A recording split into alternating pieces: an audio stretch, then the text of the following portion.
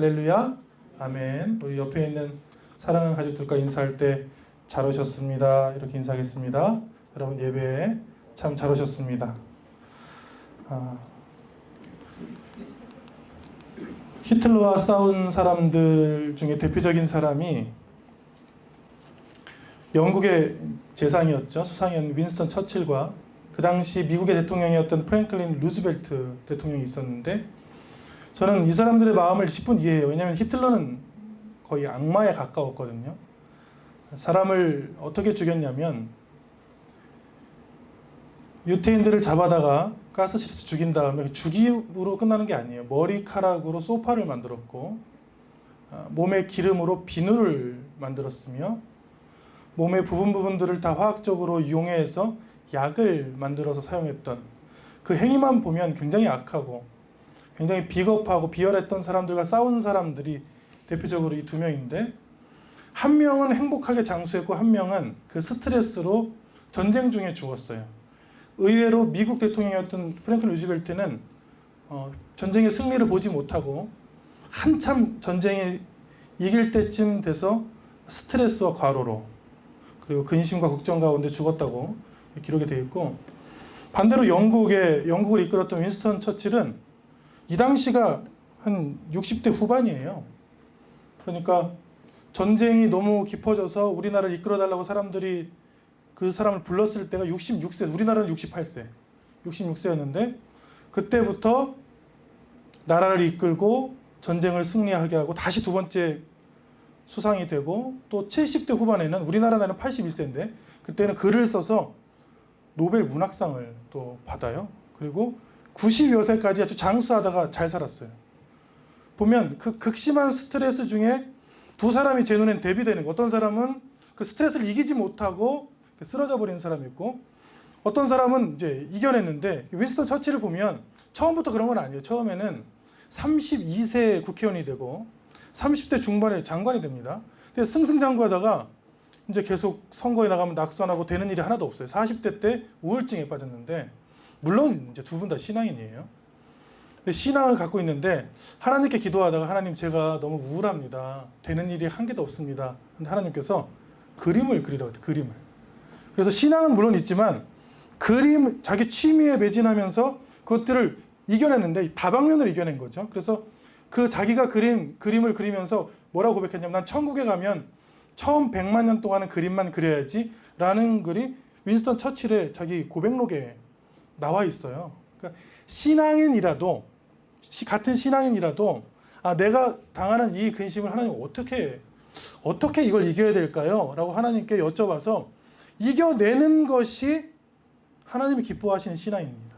똑같은 예수님을 믿는 사람들인데 근심이 없을 수는 없어요. 있는데, 하나님 제가 천국 갈 때까지 너무 힘듭니다. 그 갈 때까지 어떻게 이겨낼까요? 어떤 사람은 그림으로, 어떤 사람은 음악으로, 어떤 사람은 사람들과의 대화로. 그런데 하나님 주 안에서 하게 해주세요. 그래서 저는 이 말이 참 마음에 들어요.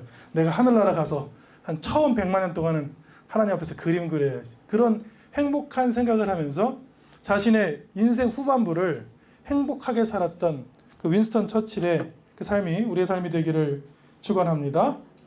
같은 글에서 윈스턴 처칠이 쓴 글을 읽어보면, 한 노인이, 이런 유명한 말인데 그게 윈스턴 처칠이 쓴 글에 나와요. 한 노인이, 내가 평생 근심해봤는데 한 40%는 절대로 일어나지 않을 거를 집에서 걱정하고 있고, 한 30%는 이미 일어났는데 또 걱정하고 있고, 이미 다쳤는데 또 다칠 걸 또 걱정하고 있고, 또 22%는 굳이 내가 안 해도 되는데, 그건 다른 사람이 해도 되는데 내가 갖고 와서, 그럼 합치면 몇 퍼센트입니까 이거? 92%. 8%만 하시기를 바랍니다. 8%. 우리가 할 거는 8%만. 우리가 얼마나 염려와 근심이 많은지 예수님께서 이렇게 말씀하셨어요. 같이 읽습니다. 그러므로 내일 일은 위하여 염려하지 말라. 내일 일은 내일이 염려할 것이요 한날의 괴로움은 그날로 족하니라. 교회 이전하면서 한 분도 근심하지 않길래 제가 참 감사했어요. 저희가 교회 이전을 급하게 했잖아요. 준비는 한 2주, 그리고 이 과정들은 2달 안에 전부 교회를 이전했는데 제 눈엔 그렇습니다. 제 눈에는 뭐 저한테 찾아와서 근심하거나 걱정하거나 뭐 염려하시는 분은 없고 좀 감사하다고 하신 분들이 훨씬 많았어요. 네, 저한테 와서 목사님 이런 일을 급하게 당하게 됐는데 감사합니다. 그리고 그 감사한 중에 이런 얘기를 가장 많이 한 것 같아요. 우리가 근심하지 말고 걱정하지 말고 헌금하자고 하지 말고 뭐 사라고 하지 말고 그냥 감사의 기도만 드리면 어떨까라고 정말 운영위원회가 모이든 준비위원회가 모이든 서로 모여서 하는 말 중에 제일 많은 게 감사였거든요. 저의 삶도 이런 삶이 되기를 축원합니다. 근심이 있고 갑작스럽게 닥친 일이 있는데 믿음이 있어서 혹은 어려움을 나눌 기도 제목을 나눌 사람들이 있어서 그럼에도 불구하고 감사함으로 합시다. 고린도후서 7장은 사도 바울이 마음고생을 가장 많이 했다가 소식이 들려온 거예요. 좋은 소식. 이번 주에도 좋은 소식들이 저한테 굉장히 많이 들려와서 제가 참 행복하게 살았습니다. 성도님들에게 기도한 것도 이루어졌어요. 뭐 감사합니다. 뭐 합격했습니다. 이런 소식 들려오는데 사도 바울이 가장 근심했다가 좋은 소식. 그래서 기쁨들이 오늘 고린도후서 7장 읽으면 기쁜 소식들이 굉장히 많아요. 기쁨이라는 말이 위로라는 말이 제일 많이 나와요. 근데 그렇게 시작하진 않죠. 뭘로 시작하냐면 4절에 보면 뭘로 시작합니까? 환난 가운데 시작해요. 처음에는 고통도 있었고 환난도 있었고 근심도 있었고 걱정도 있었고 어느 정도였냐면 5절에 보면 마게도냐 이르렀을 때 육체가 편하지 못하였고 마게도냐는 마케도니아라고 지금 유럽의 한 나라입니다. 그리스가 붙어 있죠. 아시아에서 유럽으로 넘어간 거예요. 자기는 아시아 사람인데 유럽으로 간 거예요. 얼마나 생소합니까? 그러니까 무엇을 처음 시작할 때였는데 그때 상황이 어땠어요? 육체는 어떻습니까? 네, 편하지 못하였거나 아팠다는 거죠. 육체는 아팠고 사방으로 환난을 당하고 밖으로는 뭐예요? 다툼이고 안으로 두려움은 뭐냐면 디도라는 사람을 고린도 교회에 보냈는데 내부 속에서 어떡하지? 그 일이 잘 안 되면 디도를 내치고 나를 비난하고 교회는 다 망가지고 그러면 어떡하지 하는 본인의 이제 근심을 이야기한 거예요. 그래서 우리 신앙은 어디서 만나느냐? 사실은 근심과 걱정 가운데 신앙을 만납니다. 예수님을 만난 사람들이 행복하고 좋아서 만난 사람들의 이야기가 거의 없어요. 성경을 읽어보면 하나님을 가장 깊게 만났던 다윗 왕도 어떨 때 깊게 만났어요? 쫓겨나가서 외롭고 어디 갈 바를 모를 때. 근심과 걱정이 오늘 성경에 보면 두 가지로 나와요. 하나님이 허락하시는, 하나님이 하게 하시는 근심이 있고 세상적인 근심이 있는데 세상적인 근심은 너를 사망에 이르게 하고 하나님이 주시는 근심은 그것 때문에 열심도 생기고 그것 때문에 더 고민도 하게 되고 그것 때문에 기도도 하게 돼서 결국에는 구원에 이르는 회개가 있다. 그러니까 오늘 말씀을 아주 무자르듯이 딱 정리하면 근심이 두 종류가 있다. 우리는 그 근심을 그냥 한 종류라고 생각하잖아요. 근데 우리에게 닥치는 어려움도 하나님이 허락하실 때가 있대요. 그걸 근심하게 하고 염려하게 하고 걱정하게 하는 거예요. 그 대표적인 것이 뭐냐면 코로나19입니다.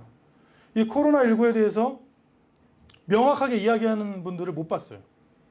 뭐 개척교회도 어려움 당하고 뭐 큰 교회도 어려움 당하고 심지어 탁구장도 문을 닫고 뭐 헬스장은 뭐 더할 나위 없고 지금 이 코로나19라는 고난을 왜 주셨는지를 아는 사람이 없잖아요. 근데 어렴풋이 아는 것은 하나님께서 허락지 아니하셨는데 사람들이 만들어낸 것들은 전부 지금 멈추고 계시는 거예요. 하나님은 그렇게 얘기하지 않으셨는데 사람이 만들어낸 것들은 다 멈춰놓고 다시 생각하는 거예요. 그래서 근심이 어떤 근심이냐면 하나님이 하게 하신 고난이고 하나님이 허락하신 근심이라는 것만 알고 기도하고 있는 것이죠. 그런데 이 끝이 하나님께서 시키신 것을 아는 사람들은 끝이 기쁨이고 위로고 생명이래요. 그런데 이것을 탓을 하는 탓. 내 탓이나 남 탓. 정신분석학 혹은 정신과에서 병을 두 가지로 크게 나누는데 자기 탓하며 사는 사람은 약간 우울한 사람이고 세상 탓하고 남 탓하며 사는 사람은 폭력성이 있다. 그래서 한번 생각해 보세요, 여러분들. 내가 주로 던지는지 아니면 여기를 치는지. 가슴을 치는 사람들은 그 어려움들을 우울하게 극복하는 사람들이에요. 내가 못나서 그렇지, 이렇게. 근데 화나면 유치발 던져요. 그러면 누구 탓이에요? 이건 다 네 탓. 나는 잘했는데 네가 날 화나게 해서 네 탓이고 세상 탓이고 엄마 탓이고 가족 탓이다. 그 둘 다 아니라는 것이죠. 성경은 뭐라고 그래요? 그 스트레스와 걱정과 근심도 하나님께서 오늘 성경에 보면 잠깐 주신 것이다. 그래서 그거를 어떻게 신앙적으로 이겨낼까? 내가 이걸 어떻게 이 갈등을, 이 사람과의 갈등을, 하나님과의 갈등을, 이 세상과의 갈등을 어떻게 내가 이겨낼까? 이겨내 보면 그게 위로고, 그게 성장이고, 그게 기쁨이라는 거예요. 자, 여러분들이 갖고 있는 고민들은 다 알지 못합니다. 저한테 말씀해 주시기까지는. 그런데 그 가장 깊고 요즘 겪고 있는 가장 어려운 근심을 하나님의 방법으로 해결하시기를 축원합니다. 아멘. 어떻게 시작하냐면, 근심과 걱정이 있는 사람들은 혼내면 안 돼요. 하나님 어떻게 하셨어요?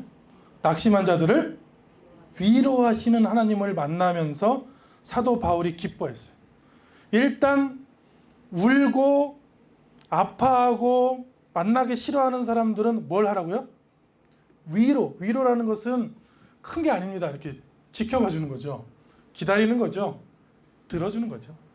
그리고 소망의 말씀을 들려주는 거죠. 지금은 아픈 걸 알겠어요. 지금은 너무 막히는 걸 알겠는데 반드시 하나님께서 그것을 열어주실 거야. 반드시 하나님께서 그것 이겨내게 해주실 거야 라고 말씀을 전해주신 것을 위로를 하는데, 저와 여러분의 입에서 비난과 질책보다 위로가 먼저 나가기를 축원합니다. 그 위로의 하나님을 만나면서 사도 바울이 이 밖으로는 다툼이요 안으로는 두려움이요 근심과 걱정과 어려움 막힌 모든 상황에서 기쁨을 얻기 시작하는 게 오늘 말씀이거든요. 그래서 말씀을 보면 환난 가운데서도 위로가 가득하고 기쁨이 넘치다. 신앙생활은 이거예요.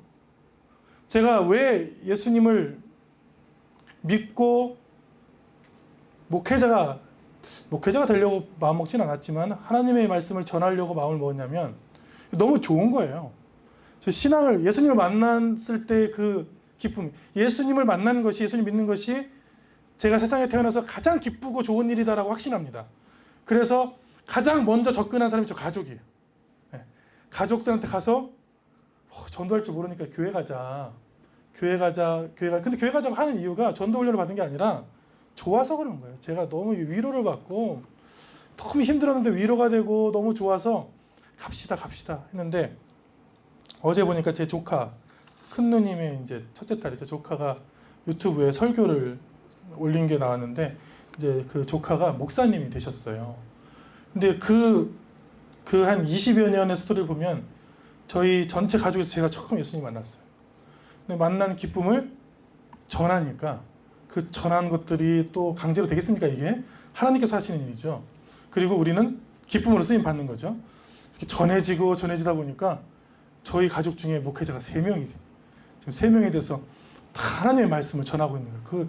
그거를 이렇게 물끄러미 유튜브를 이렇게 보니까 참 하나님 기쁩니다. 저는 제가 주님을 만난 게 기쁜 것이고, 그리고 정말 어렵고 힘들었을 때 만났는데 그 과정들을 가족들이 똑같이 어렵고 힘들 때마다 신앙으로 이겨내는 거야.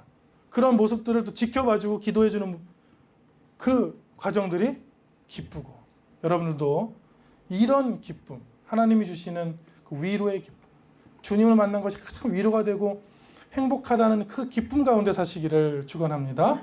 아멘. 여러분, 핸델의 메시아라는 노래 아시죠? 할렐루야 이렇게 시작하죠. 네. 그 노래를 보면 이사야 40장으로 시작해요. 근데 메시아는 뭐 그리스도고 뭐 구원자라는 걸 아시는데, 메시아 그 노래 그리고 그 말씀이 뭐를 시작하냐면, 너희의 하나님이 이르시되 너희는 어떻게 해요? 위로하라, 내 백성을 위로하라. 그러니까 메시아는 그리스도인 줄만 아셨죠? 메시아는 그리스도예요. 메시아는 구약의 말이고 크리스투스는 신약 성경의 말이고, 예수 그리스도라고 해도 되고 예수스 메시아라고 해도 똑같은 말입니다. 그리고 우리는 우리를 구원한 구원자라고 생각하잖아요. 그건 정답이고요. 그런데 그 구원자의 시작이 뭡니까? 위로하는 거예요. 위로. 하나님께서 예수님을 왜 세상에 보내셨냐면 한 사람 한 사람들의 마음을 위로하고 구원하기 위해서요. 그냥 다짜고짜 구원한 적이 거의 없어요. 사람을 만나면 가장 아프고 힘든 부분들을 안아주시고 그걸 고쳐주시고 그거를 회복시켜 주심으로 사람들을 믿게 하시고 믿음 가운데 구원하신 것이 메시아 사역이거든요. 대표적인 걸 보면 요한복음에 보면 한 여자가 현장에서 간음하다가 잡혀와서 얼마나 창피할까요? 근데 창피한 것은 둘째치고 그 나라 법에 의해서 그 현장에서 돌로 쳐 죽여야 되잖아요. 근데 여러분들이 잘 아시는 바 예수님께서는 일단 위로의 하나님께서는 질책을 먼저 하신다고 그랬어요? 위로를 먼저 하신다고 그랬어요? 네. 죄를 지었습니까? 안 지었습니까? 죄를 지었고 거짓말도 못하게 현장에서 잡혔고 뭐 아무것도 못하잖아요 지금. 그런데 예수님께서 그 여인에게 하신 말씀이 너는 다시는 가서 죄를 범치 말라도 하셨어요. 그 성경에 보면 제일 나중에 하셨어요. 그 율법적이고 회개고 죄를 용서하는 것들은 제일 뒤에, 거의 앞부분에는 뭐라고 하셨어요? 땅에 뭘 쓰셨어요? 땅에 쓰신 글씨라고 그랬죠. 성경을 아무리 읽어도 예수님께서 땅에 뭘 쓰셨는지 모르겠지만 땅에 뭐라고 막 쓰셨는데 돌로 던지던 사람들이 땅에 글씨를 읽어보고 한 명씩 두 명씩 양심의 마음의 찔림을 받아 갔다. 그걸 미루어 보아서 제가 생각하기로는 예수님께서 이 여자만 죄가 있느냐 너 하면서 하나 썼는데 그걸 어떻게 하셨지? 나만 알고 있는 죄인데 여기 이 사람 또 쓰고 땅에 계속 글씨 쓰셨거든요. 그러니까 다른 사람들은 모르는 자신만의 죄, 자신만의 아픔 너희들도 다 있지 않느냐. 가장 죄를 많이 지은 사람 앞에서 우리가 이 사람이 어떻게 돌을 던지냐. 우리도 하나님 앞에서 다 죄인인데 어떻게 하느냐. 그러니까 그 모습을 보면서 이 여인이 위로를 받은 거예요. 자기만 망가지고 나만 쓸모없고 다만 정말 하나님 앞에서 몹쓸 사람인 줄 알았는데 하나님 앞에서는 다 똑같은 자녀구나. 위로를 받고 훗날에 구원을 받았죠. 그 사역을 성경은 메시아 사역이라고 합니다. 두 번째로 보면 유명한 말씀이죠. 같이 있습니다. 예수께서 이르시되 나는 부활이요 생명이니 나를 믿는 자는 죽어도 살겠고 무릇 살아서 나를 믿는 자는 영원히 죽지 아니하리니 이것을 내가 의문문이죠. 내가 믿느냐? 그러면 듣는 사람이 있어야 되잖아요. 누구한테 했어요? 마르다. 마리아의 동생 마르다에게 하신 말씀이에요. 유명한 말씀이지만 마르다에게 어떨 때 하셨냐면 자기 오빠가 죽었어요. 4일이나 지났는데 오빠를 살리시겠다고 위로하면서 하신 말씀이에요. 이 말씀이 하도 유명해서 부활과 생명의 능력의 말씀 같지만 한 여인이 갖고 있는 슬픔, 오빠가 죽은 슬픔을 위로하시면서 내가 부활이고 생명이니까 걱정하지 마. 내가 네 오라비를 살릴게.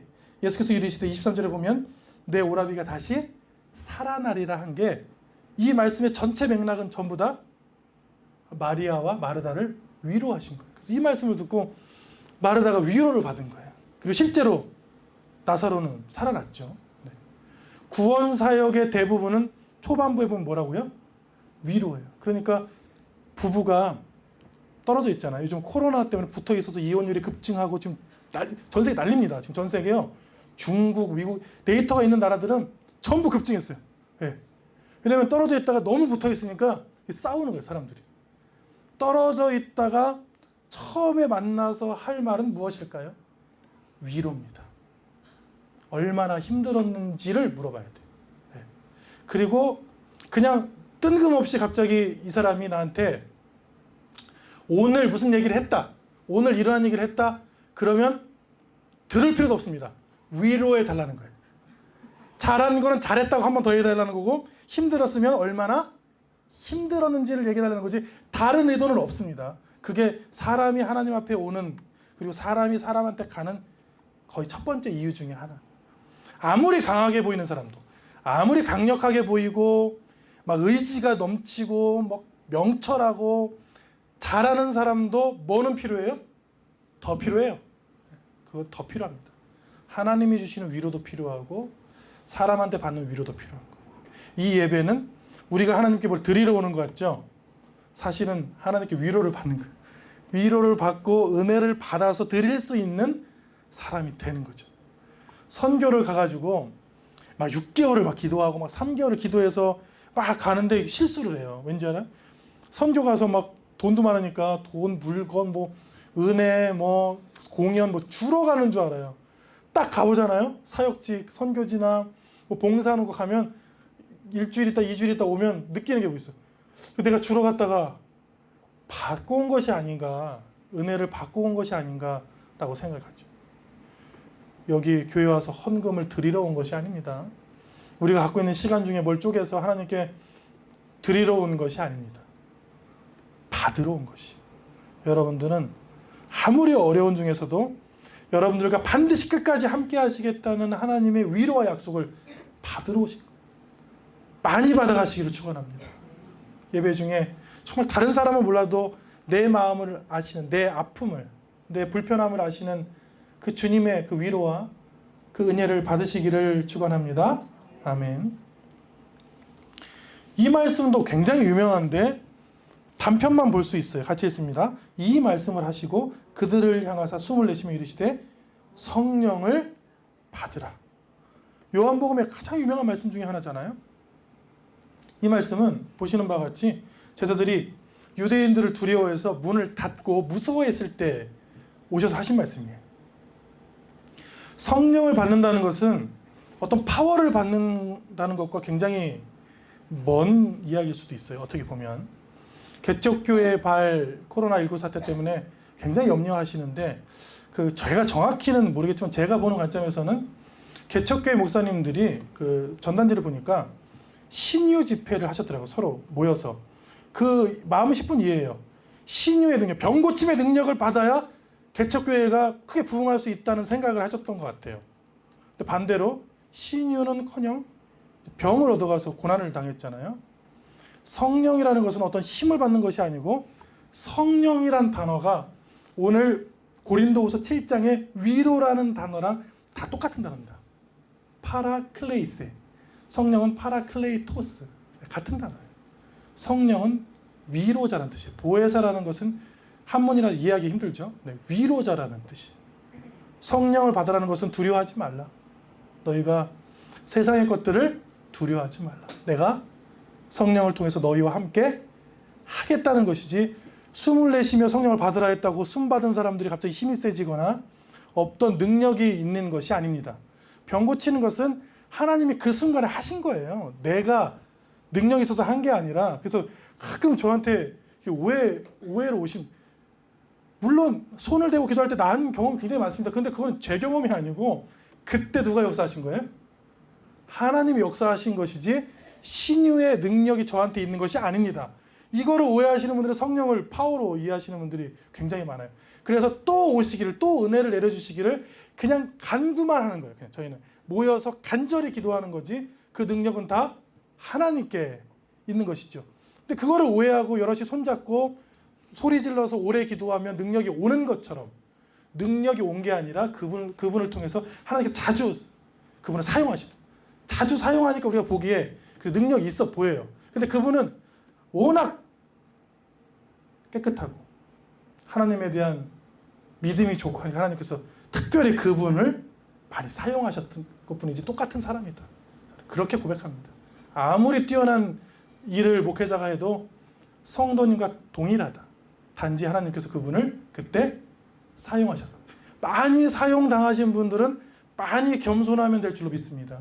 네, 많이 하나님께서 나를 찬양으로 찬양팀으로 막 사용하신다 그러면 그냥 사용하시는 만큼 더 겸손하게. 하나님께서 나한테 복을 많이 주신다. 그러면 할 일이 있어요. 그냥 더 겸손하게. 하나님께서 나한테 많은 것을 주시는 것만큼 더 하나님 앞에 겸비하면 되겠구나. 그러면 계속 주시더라고요. 계속 주셔요. 그런데 거기서 내가 했지 하고 내 능력이지 하면 이제 멈추는 것을 저는 굉장히 많이 봤습니다. 선배 목사님들도 그렇고 사역자들도 그렇고 큰 은혜를 받았다가 사역이 멈춰지는 부분들을 많이 봤거든요. 그게 그런 것이죠. 저와 여러분들이 하나님의 은혜와 위로를 받을 때 더욱더 겸비하여지기를 축원합니다. 아멘. 그래서 오늘 말씀들에 나오는 위로들 있잖아요. 위로들은 성령과 다시 말하지만 같은 단어고 계속해서 나옵니다. 13절에도 이로 말미암아 우리가 위로를 어떻게 했어요? 받았다. 위로를 받았고 이렇게 표현하죠. 그래서 위로 다음에 고린도서 7장을 보면 근심, 위로, 기쁨 이렇게 끝나요. 그 단어가 제일 많아요. 한번 대기해서 천천히 읽어보시면 고린도 후서 7장은 처음에는 환난과 근심으로 시작하고 육체적 아픔, 다툼, 걱정으로 시작했는데 단어들을 보면 계속 위로 그리고 위로와 같이 나오는 게 뭐예요? 기쁨. 그러니까 세 단어로 얘기하면 뭘까요? 근심, 위로받고 기뻐졌다. 저는 복음은 기쁜 거라고 생각하는데 그건 너무 당연한 게 복음이 영어로 번역하면 good news잖아요. 근데 그 good이 그 전체를 못 담는 것 같아요. 원어 성경을. 좋고 기쁜 소식이에요. 네. 그 뜻은. 근데 그냥 good이라는 것은 좋은 소식이잖아요. 독일어로는 gute Nachricht라고 하는데 똑같아요. 좋은 소식. 네. 근데 그것도 뜻을 다 담지 못한 거죠. 원어의 뜻은 좋고 기쁜 소식이에요. 그래서 복음을 오히려 한국말, 중국말이 더 예쁘게 담아냈어요. 뭐라고 썼습니까? 복음. 복음 뭐예요? 복된 소리 이렇게 담아냈죠. 기쁜 거예요. 단지 좋은 것만 아니에요. 이 좋은 물건을 받았는데 나한테 하등 쓸 데가 없어요. 그 선물을 받았는데 그러면 이 물건이 좋은 것은 제가 인정을 하겠어요. 그런데 뭐가 문제예요? 내 마음에 별로 기쁨이 없는 것이죠. 제 아내가 저한테 언제 선물을 해주셨어요. 옷을 선물해줬는데 안 맞아. 그 백화점에서 비싼 양복이래요. 그래서 저 몸매를 오해하고 좋은 걸 사줬어요. 그 제가 아내 생일 때 볼링공을 샀어요. 볼링공도 안 치는데 내가 볼링 좋아하거든요. 그래서 아내는 하나도 볼링 안 치는데 이만한 볼링공 선물을 또 사줬어요. 서로 뭐라고 생각했어요? 좋은 걸 줬다. 받은 사람은 서로 기뻤을까요? 안 기뻤을까요? 안 기뻤죠. 서로 결혼하고요. 신혼살림을 이제 독일에서 시작했는데 아내가 첫날 밥을 해주더라고요. 아내가 제일 좋아하는 게 빵이에요. 근데 제가 제일 싫어하는 게 빵이거든요. 아침에 빵을 줬는데 학교 가서 공부했더니 힘이 안 나는 거예요. 저 밥을 먹거든요. 보통 아침에. 그래서 그냥 뭐 첫날이니까 거짓말로 맛있는 척해서 그 느끼한 버터를 발라다가 먹고 갔어요. 둘째 날은 제가 먼저 일어났네요. 제가 된장찌개를 끓여줬어요. 아내가 제일 싫어하는 게 아침에 된장찌개 끓여먹는 거예요. 냄새 나서 그 드레스 입고 피아노 쳐야 되는데 그 드레스 입고 피아노 가서 위클리 쳐야 되는데 된장 냄새 풀풀 나면 독일 사람이 좋아하겠습니까? 안 좋아하겠습니까? 청국장도 끓였어요. 제가 좋아하거든요. 좋은 거하고 기쁜 거하고 좀 다른 것이죠. 복음이라는 것은 좋고 기쁜 거예요. 제가 복음을 만나고 믿어보니까 기쁘더라고요. 저는 교회를 섬기면서 가장 고민되는 게 기쁘지 않을 때예요. 전 좋습니다. 뭐 사역도 좋고 뭐 봉사도 좋고 힘들어도 좋아요. 그런데 좋다고 느껴요. 근데 진짜 참 기쁨이 없을 때 제가 굉장히 많이 기도하고 또 여러분들의 기쁨을 잃어버리면 저는 그게 기도 제목이에요. 저는 찬양팀이 기뻐하지 않을 것 같다 그러면 하나님 기도해요. 제가 하나님 소고기를 사줘야 될까요? 아니면 양고기를 사줘야 될까요? 아니면 기도를 해줘야 될까요? 계속 기도를 하게 돼요. 왜? 찬양하는 게 얼마나 좋습니까? 찬양하는 것들은 보람도 되고 근데 가끔 기쁨으로 못할 수도 있거든요. 그러면 방법도 바꿔줘야 돼요. 방법도 바꿔주고 이야기도 들어보고 제 뜻대로 하면 안 돼. 그것도. 그래서 어떻게 해야 되니? 좋고 기쁘게 섬길 수 있도록 하는 것이 복음에 맞닿아 있어요. 여러분들 신앙생활을 하나님이 주시는 위로대로 좋고 기쁘게 하시기를 축원합니다. 신앙생활 이제 몇십 년 하겠어요. 젊은 사람도 뭐 이 땅의 세월이 몇십 년 남았어요. 몇십 년 동안 하는데 신앙생활을 참 좋기도 하고 마음속에 세상이 줄 수 없는 기쁨도 있다. 이렇게 고백하시는 저와 여러분 되시기를 축원합니다. 아멘. 7절부터는 뭐 계속 기쁨이죠. 디도가 와가지고 디도는 뭐냐면 메신저인데 오해하는 교회한테 준엄한 편지라는 성경에는 등장하는데 진짜 편지 내용은 없어졌습니다. 준엄한 편지를 써서 줬는데 그들이 회개하고 오히려 오해가 다 풀렸습니다. 그런 이야기를 듣고 참 기뻤다 이런 표현이 있었고요. 그리고 9절에 내가 지금 기뻐하면 너희 처음에 근심했었는데 너희가 회개하는 모습을 보고 돌이켜서 내가 참 기뻤다. 13절은 디도의 기쁨으로 우리가 더욱 많이 기뻤다. 세 개죠. 고린도서 7장 보면 근심했다가 하나님께서 하나님의 방법으로 위로를 해주시기 시작하는데 근심보다 기쁨이 더 큰 거예요. 근심이 없어지지는 않습니다. 근심보다 기쁨이 더 큰 것을 신앙생활이라고 해요. 걱정보다 찬양이 더 먼저 나와요. 많은 근심보다 기도를 더 먼저 할 수 있어요. 그런 믿음이 좋은 거예요. 믿음 생활이에요. 같이 있는 건데 그게 둘 다 있는 건데 하나님 그 근심보다 하나님을 찾는 내 마음이 먼저이게 해주세요. 그렇게 기도하는 것이 신앙이죠. 저 여러분들이 그렇게 되기를 축원합니다. 아멘. 그래서 이렇게 표현했죠. 같이 있습니다. 주 안에서 항상 기뻐하라. 내가 다시 말하노니 기뻐하라. 빌립보서 사도 바울이 언제 썼습니까? 감옥에서 썼어요. 감옥이라는 근심과 환난이 있는데 뭐가 더 컸다고요? 기쁨. 뭐 아무것도 못하는데 뭐가 기뻐요? 찬양했대요. 주로. 성경을 보니까 이렇게 착고에 매여 있어가지고 아무것도 할 수 없을 때 그래도 입은 움직일 수 있잖아요. 그러니까 착고를 이렇게 탁탁 우리 연성이가 치듯이 비트를 치면서 뭘 했어요? 찬양했는데 느낀 것이 뭐예요? 주 안에서는 기뻐할 수 있다. 주님을 벗어나면 정말 안 되는 일이죠. 되는 일이 한 개도 없고 너무 힘들었죠. 근데 주님 안에 있으니까 그럼에도 불구하고 내가 기뻤다. 오늘 말씀입니다. 같이 있습니다. 하나님의 뜻대로 하는 근심은 후회할 것이 없는 구원에 이르게 하는 회개를 이루는 것이요. 세상 근심은 사망을 이루는 것이요. 근심이 몇 개 나옵니까? 그러면? 근심이 지금 몇 개 나와요? 2개 나오죠? 세상 근심이 있고 하나님 주시는 걱정과 근심이 있고 하나님 주시는 근심이라고 고백하는 사람들은 이렇게 된대요. 같이 있습니다. 보라 하나님의 뜻대로 하게 된 이 근심이 너희로 얼마나 간절하게 하며 얼마나 변증하게 하며 얼마나 분하게 하며 얼마나 두렵게 하며 얼마나 사모하게 하며 얼마나 열심 있게 하며 얼마나 벌하게 하였는가. 여기까지 읽겠습니다.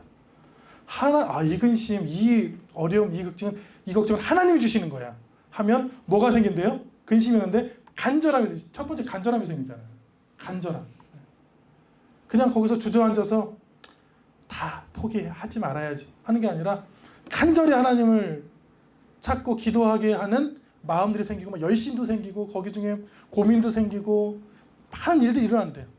그래서 가만히 있으면 하나님께서 우리가 쇠약해지고 아무 동기도 없고 아무것도 안 할까 봐 가끔 주시는 것 같아요. 가끔 우리에게. 그래서 힘든 일을 당했을 경우 꼭 기도하시기를 바랍니다. 하나님 이걸 저한테 왜 주셨는지, 얼마나 제가 간절해야 되는지, 얼마나 제가 열심히 있어야 되는지, 얼마나 하나님 주신 위로를 사모해야 되는지를 기도하시라고 주신 것이죠. 지금 이 시간에.